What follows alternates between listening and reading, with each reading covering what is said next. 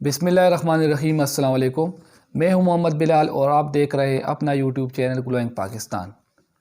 آج کی ویڈیو میں ہم خاص طور پر گفتگو کریں گے کچھ ٹاپکس پر، جس میں جب سے لاہور کا جلسہ ہوا ہے تو اس کے بعد پی ڈی ایم کی جو تحریک ہے تو اس میں بہت سستی آ گئی ہے، تو اس کے کیا وجوہات ہے، اور خاص طور پر زرداری اور شہباز شریف صاحب کی جو ڈپلومیسی ہے وہ ایک دفعہ پھر ہاوی ہو چکی ہے تمام جو پی ڈی ایم لیڈران ہیں ان پر۔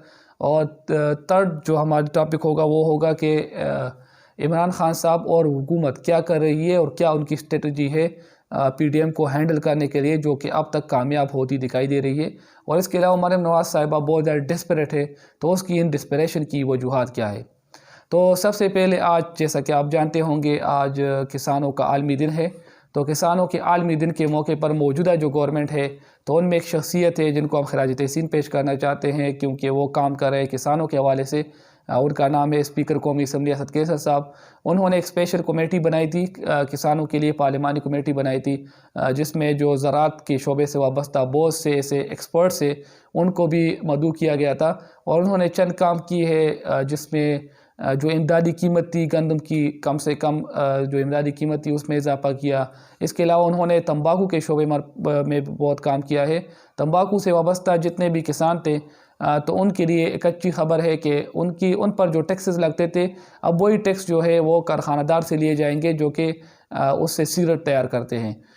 اس کے علاوہ اور بھی بہت سے جو پروجیکٹ ہے پائپ لائن میں زراعت کے حوالے سے، اس پر انشاءاللہ آگے ہم ایک پیکج کریں گے۔ اب آتے ہیں پی ڈی ایم کی تحریک کی جانب، تو الٹی ہو گئی سب تدبیریں، کچھ نہ دعا نے کام کیا۔ تو پی ڈی ایم کی جو تحریک ہے وہ بہت زور شور سے جاری تھی۔ لاہور جلسے تک جو معاملات تھے تو وہ ٹھیک رہے، انہوں نے ہائپ بھی کریٹ کیا، لیکن لاہور جلسے کے بعد ایسا کیا ہوا کہ پی ڈی ایم کی جو تحریک تھی وہ سسروی کا شکار ہو گئی۔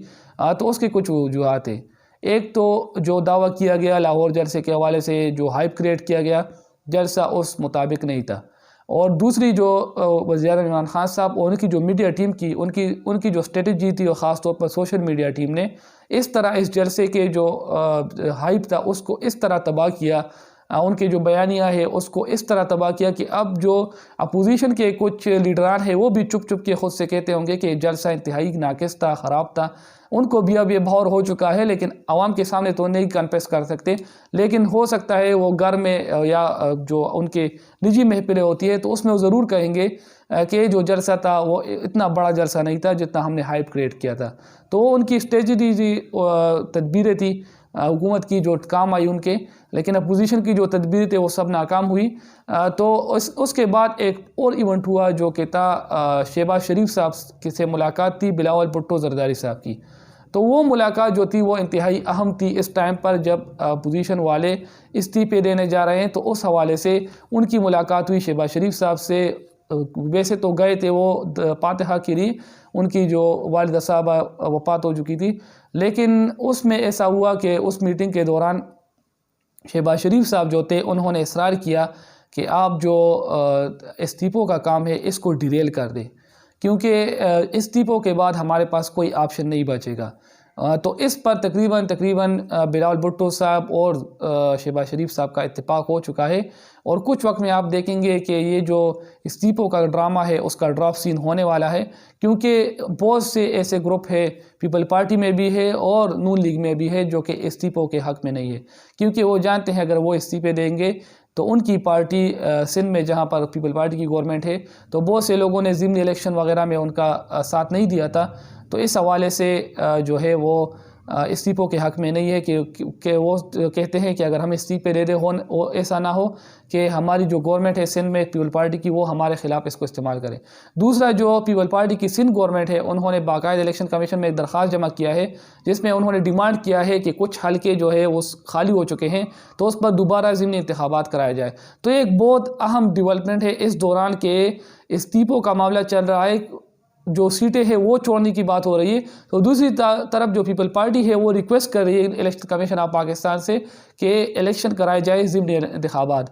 تو اس حوالے سے الیکشن کمیشن آف پاکستان نے جو شیڈول جاری کیا ہے وہ اس لیے الیکشن چاہتے ہیں کیونکہ سینٹ کا الیکشن آنے والا ہے، تو وہ کہتے ہیں کہ اگر یہ صوبائی سیٹیں میں مل جاتی ہے تو اس حوالے سے اس کو جمع کر کے ان کے سینٹ میں جو سینیٹر ہے وہ بڑھ جائیں گے۔ تو یہ ان کا جو بیانیہ ہے استعفوں کے حوالے سے وہ تقریباً अपने अख्तिताम तक पहुँच रहा है। अब दूसरे टॉपिक पर बात करेंगे, वीडियो पूरी देखें। सेनेट के इंतखाबात मार्च में तो होने ही हैं, लेकिन उस हिसाब से पीडीएम ने अपनी तहरीक इस तरह से डिज़ाइन की कि उन्होंने कहा कि हम फरवरी में अपना लॉन्ग मार्च जो है वो स्टार्ट कर देंगे, जिसकी वजह से गवर्नमेंट पर प्रेशर पड़ेगा और हम शायद सेनेट इंतखाबात को रोक सके। लेकिन इस हाइप को कम करने के लिए, पीडीएम की तहरीक की इस फ़्लो को कम करने के लिए और पीडीएम को कंफ्यूज करने के लिए गवर्नमेंट ने भी एक मास्टर स्ट्रोक खेला। वज़ीर-ए-आज़म इमरान खान साहब ने कहा कि हम सेनेट के इलेक्शन थोड़े पहले कर देंगे, मार्च से पहले फरवरी के एंड में शायद हम सेनेट के इलेक्शन कर दें।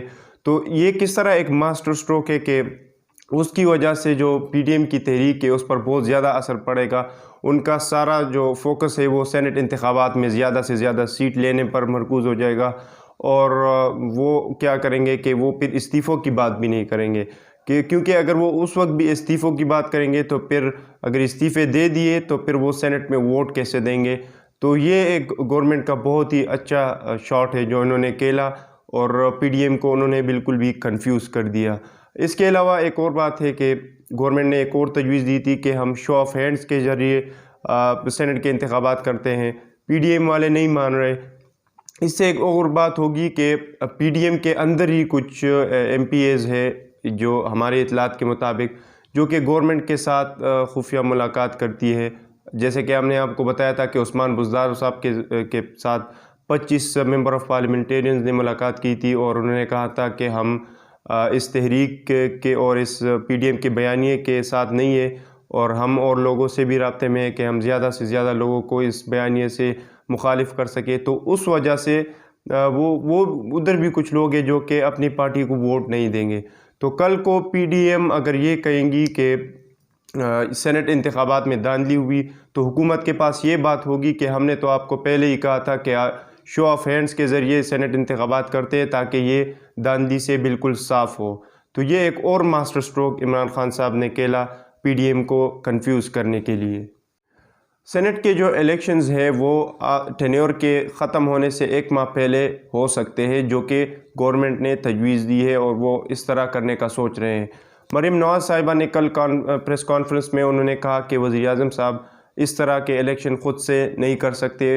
वो कौन होते हैं जो कि सेनेट के इलेक्शंस को पहले करेंगे, उसके लिए उनको आइन में तरमीम करना पड़ेगी। लेकिन ये बात ज़रूरी नहीं है क्योंकि आइन के मुताबिक आप सेनेट के इलेक्शंस जो है वो टेन्योर्स ख़त्म होने से एक माह पहले कर सकते हैं। सिर्फ़ एक बात है आइन में जो कि ये है कि जो नए आने वाले सेनेटर्स होंगे वो तभी अपना हल्फ उठाएंगे जब जो जिनका टेन्योर ख़त्म हो जाता है वो जब अपने सीट से बुकदोश हो जाए, वो अपने सीट छोड़ दे, तो तभी जो नए आने वाले सेनेटर्स होंगे वो अपना हल्फ उठा सकेंगे। जैसा कि आपको पता है कि पीडीएम के जो तहरीक है तो मरीम नवाज़ साहिबा की लीडरशिप के लिए ये एक इम्तिहान भी है। परसों आपको पता होगा कि मरीम नवाज़ साहिबा ने एक ट्वीट किया तो वो भी नवाज़ शरीफ साहब के लिए शर्मिंदगी का बायस बना। तो कुछ और फैसले भी वो गलत कर चुकी है और इससे पहले जब पानामा लीक्स का जो मामला था तो उसमें भी वो गलत फैसले कर चुकी है। नवाज़ शरीफ साहब को भी कुछ गलत मशवरे दे चुकी है तो उसी वजह से भी नवाज़ शरीफ साहब फंस चुके हैं। अगर मरीम नवाज़ साहिबा की पूरी सियासी कैरियर पर नज़र डाला जाए तो ऐसा लग रहा है कि वो इस लीडरशिप के इम्तिहान पर बज़ाहिर पूरा नहीं उतर रही। तो यहाँ तक थी हमारी वीडियो। अगर आपको हमारी वीडियो पसंद आती है तो हमारे चैनल ग्लोइंग पाकिस्तान को सब्सक्राइब करें। अल्लाह हाफिज़।